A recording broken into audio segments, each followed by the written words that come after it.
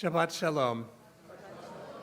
I may not look like it, but I'm on vacation right now.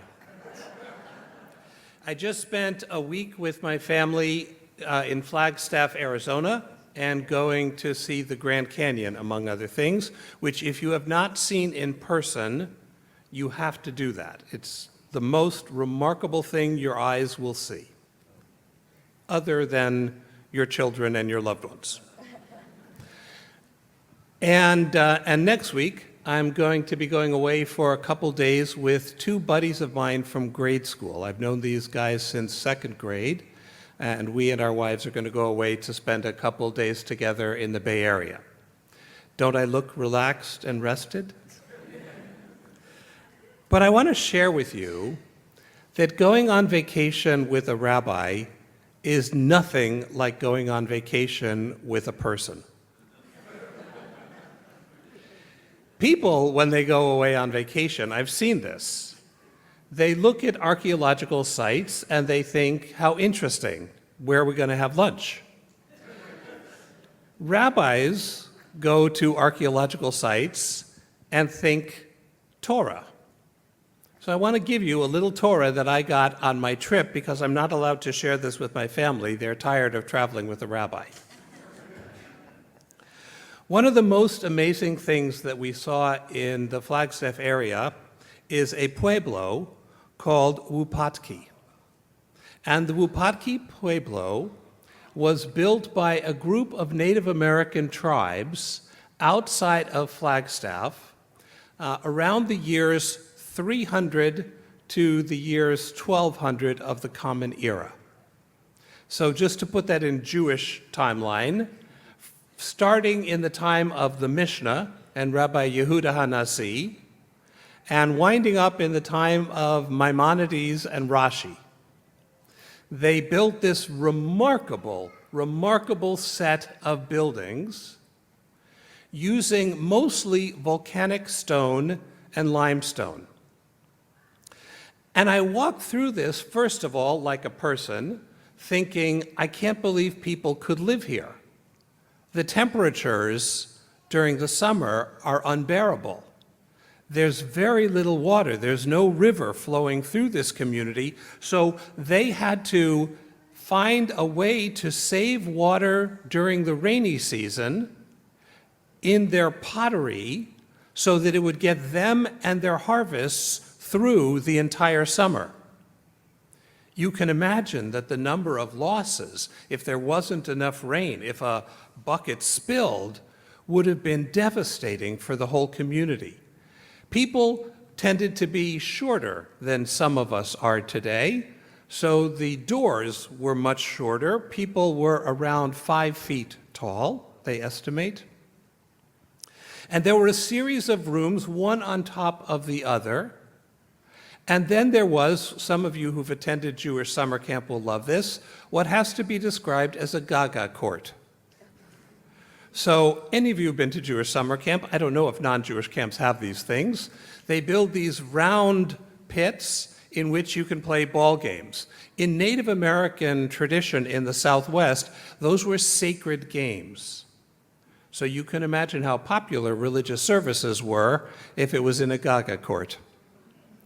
And we toured all of this, and being a rabbi, I had one question to ask. I asked the tour guide, did they have an alphabet? They didn't. Now let me tell you how blessed we are as Jews that Semites invented an alphabet around 10,000 BCE. And that we have ancient writings, not just symbols, not just pictures, but we figured out a way to make marks that are equivalent to our sounds so that we could record language. And just to give you a picture of what that meant, Mika, you did such an amazing job today. That was so beautiful. But as a rabbi, what I'm thinking is the ancient words of the prophets came to life through you. Imagine if we didn't have those words. We knew that our ancestors did wonderful things. We assumed they were wonderful people. The ancestors of the Native Americans were extraordinary people who managed to forge a life in a hostile environment, and like our people, understood their connection to the land. Just as we are connected to Eretz Yisrael, to the land of Israel, they were connected to their holy spots as well. But what they couldn't do was take their memory and share it with someone they've never met. So the memory was as fragile as one person transmitting it to another, and nobody could memorize what they hadn't experienced. And yet you today read the words of a prophet you've never met. And those words, like so many of the prophetic words, tell us that we will undergo immense difficulties, but that someday, have confidence, there will be Jewish boys and girls, men and women, dancing and singing in the hills of Judea. And we are witness to that miracle, not only because of the resilience of our people, which is like the resilience of the Navajo and the Hopi, but because our ancestors could put the words into writing and we could listen in on their thoughts. It means we know the names of people. We know Rebbe Meir and Rebbe Akiva and Bruria and Yehuda Hanasi. We know the names of Isaiah and Jeremiah. These people live on in us because we have their words. So no coincidence, what we celebrate at a bar or bat mitzvah is the mastery of the words, the ability to chant the ancient songs, the ability to make yourself part of a conversation that links us generation to generation. This is such an unusual gift in the history of the world. Of all humanity, we are connected to our most distant ancestors, and their thoughts are carried on the young voices of our 13-year-olds. Or, as you saw today, our 83-year-olds. How blessed are we to be able to have a heritage of content in which we remember individuals, we remember historical events. My God, we never let go. You destroy our temple 2,000 years ago, and we're still carrying on. And we do that because we understand that the vitality of a people is rooted in its literacy, in its memory. And so I want to invite all of us this year to redouble our own efforts at Jewish literacy.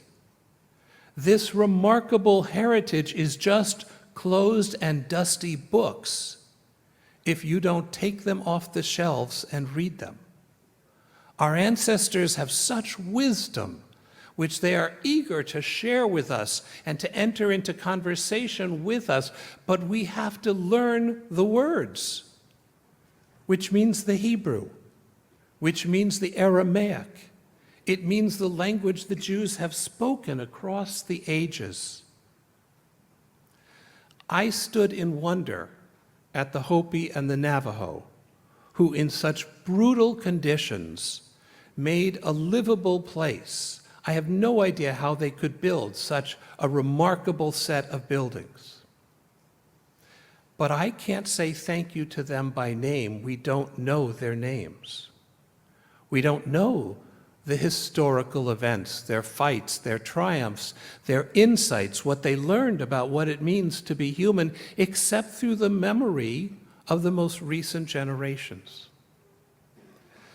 But my friends, we are children of Israel.